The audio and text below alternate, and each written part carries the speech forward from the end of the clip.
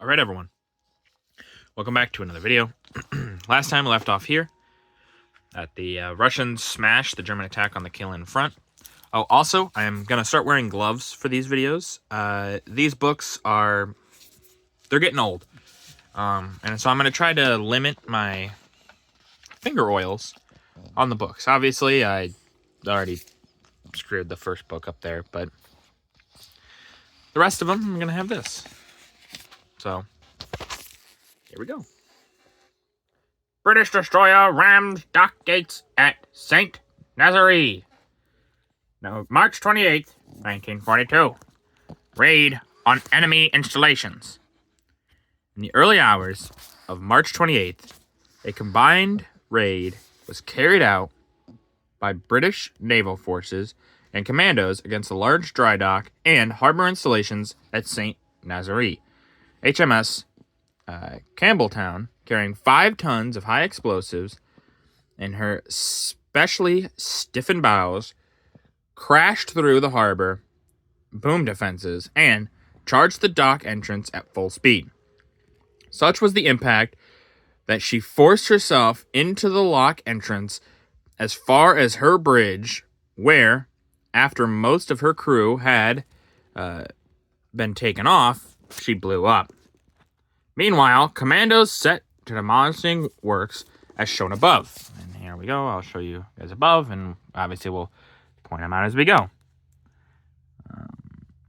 The dry dock. So right here. Outer gate of which is missing. You can see right there. You can see the gate is missing there. It was here that the Campbelltown blew up, which makes sense as to why the whole thing is just missing here.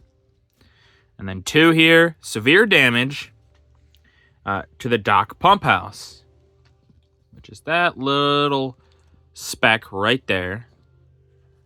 And obviously, yeah, if there was a huge explosion here, that's not going to be really that protected. 3, which is right here, is damage to the machine house for operating the dock gate. Once again, really close to the dock. If the dock got blown up, that's going to get blown up. That's going to get blown up. It's just all right in this little area. That's why it's still smoking, if you really see. But number 4, which is right here. 2 sheds of the pump house completely demolished. Now, this is probably something that the commandos would have blown up. Because, I mean, like, yeah, it's close, but it's far enough away that you could say with reasonable doubt that the commandos destroyed that. 5. Ooh, okay, 5 is a little in there. It's this right there. And it's 5 bay building almost destroyed. And so we can see it's this entire little structure here. Almost destroyed.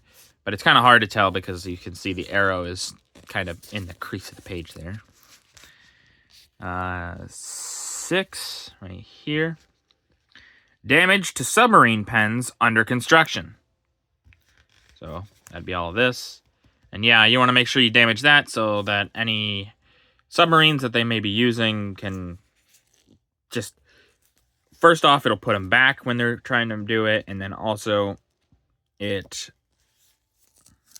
gives you a chance of making sure that any future ones can't be used here for at least a while. And then right here, which is one end of a multi-bay building badly damaged. Again, we can see another end of it. So here's the one end, here's the other. Badly damaged. And yeah, obviously,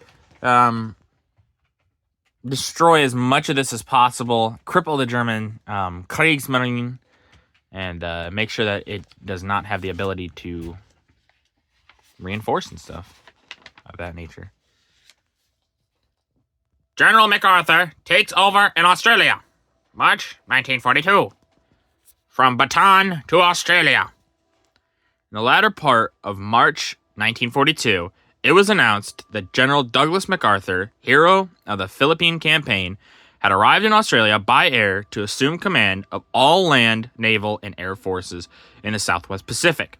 At the same time, it was revealed that for 2 months, a steady stream of U.S. soldiers and flyers had been pouring into Australia, and that U.S. troops were stationed at Darwin.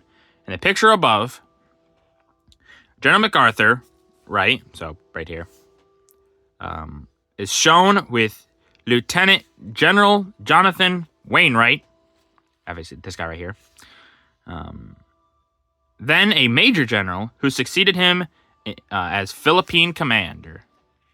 And obviously MacArthur, they're putting him as the hero of the Philippines. Not really. I mean, like, the Philippines falls, and they get him out of there because, I mean, MacArthur's one of the better generals, and so they get him out of there to try to save him, but he's not really the hero of the Philippines. The Philippines falls. Now, it doesn't fall while MacArthur's there, but some people could say he ran, but he didn't really. He was ordered to leave, so I wouldn't really call that running. He's following orders. But yeah, Wainwright, he will take over command, and he will be eventually the one to tell U.S. troops to surrender in the Philippines, which will happen here soonish, I believe. A chip off the old block. March 1942. MacArthur's Son at Coron. Corridor. My bad. The first picture to come out of the Philippines of Arthur MacArthur, son of the general, in his soldier's uniform, in the tunnel entrance on Corregidor, with the Filipino attendant, a few days before he flew to Australia with his mother to join his father. For the MacArthurs, the Philippines were more than a battle assignment. The Philippines are in their blood. The general's father, young hero of the Civil War, was military general of the islands 45 years ago. His mother died there, and under Manila's tropic palms, he courted his second wife and fathered his sturdy young son. So there we go. We see them. Which, yeah. MacArthur is there for quite a while. And yeah, like most generals in the United States Army, most really anyone in the United States government, they had people in the past who were important generals. Like, I think Patton, his grandfather, I believe, or father, one of the two, also fought in the Civil War, but he was on the Confederate side, I believe. So it's not that surprising that that this is just something that's like this. Now, I'm sure the Philippines did mean something to him, and I know MacArthur didn't feel good about leaving the Philippines, but eventually he will come back and he will save them, as he said he would. Slowing Japanese advance in the Philippines, March 1942. Handling dynamite.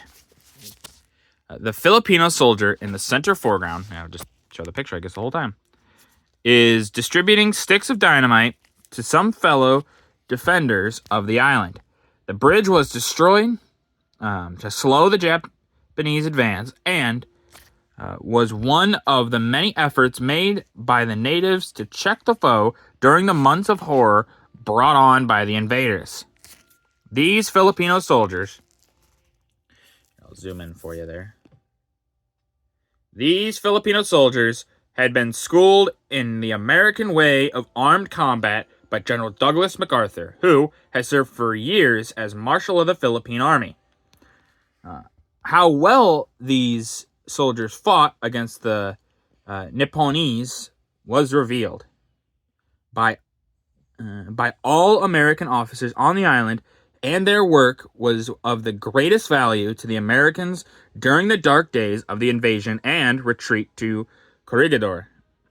Like their American comrades, practically all of the Filipinos survived the campaign, who survived the campaign, were taken prisoner after the fall of Corregidor and subjected to horrible torture. Yeah. So obviously the U.S. has control of the Philippines during this time. We were in the process of letting them go as a sovereign nation. It was supposed to be done by, I believe, 1946. It was like a handing off, you could say. And then the war takes place and things like that. And yeah, the Filipinos fight very hard for their country. And yeah, the Japanese occupation of the Philippines is awful. Some of the things that those people were subjected to is just downright horrible. Also, it is interesting that they called them the Nipponese. You don't really see that very often when you're talking about the Japanese. But like Nippon, I believe that's what Japan calls themselves, Nippon, because it's the land of the rising sun. That's why the main flag we see during this time is the red dot with the lines, because it's the rising sun. That's why Japan's flag has a red circle in the middle of it anyway, because it's a sun. Now you know. But yeah, Nippon, so Nipponese. You don't really see that very often in Western anything. The Japanese bomb Kipling's Mandalaya, March 31st to April 3rd, 1942. Fighting retreat in Burma. Here, I'll just show you the picture.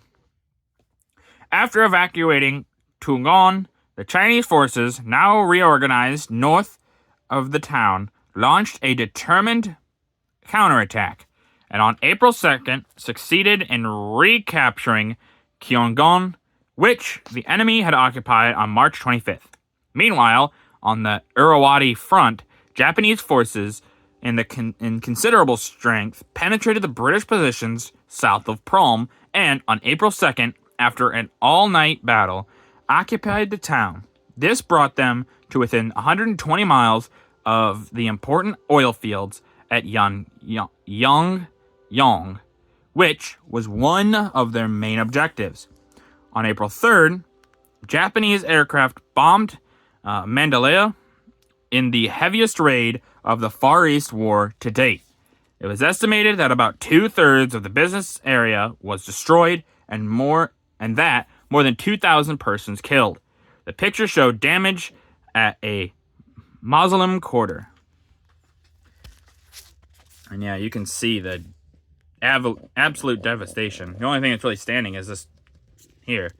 Everything around it is just rubble.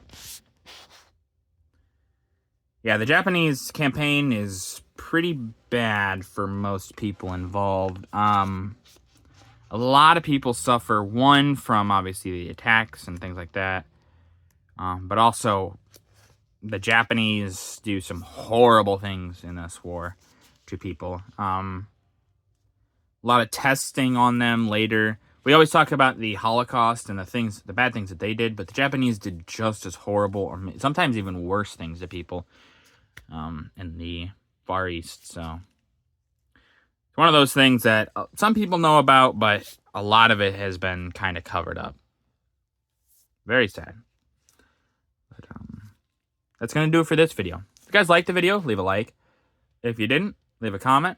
Tell me what I can improve on. I really appreciate your feedback. And as always, subscribe. It's really helping out the channel. So thank you.